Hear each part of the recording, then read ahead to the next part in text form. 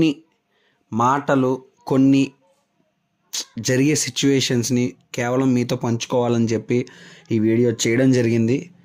Of course ఇప్పుడున్న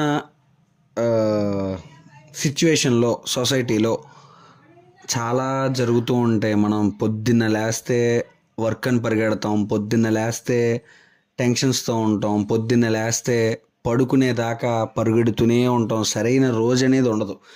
weekend వచ్చేసరికి ఒక మంచి సినిమా చూడాలి, ఒక మంచి ఏదైనా ఒక గేమ్ ఆడాలి, లేదా వీకెండ్లో ప్రశాంతంగా నిద్రపోవాలి. చాలామంది ఇలా థాట్స్తోనే ఉంటారు.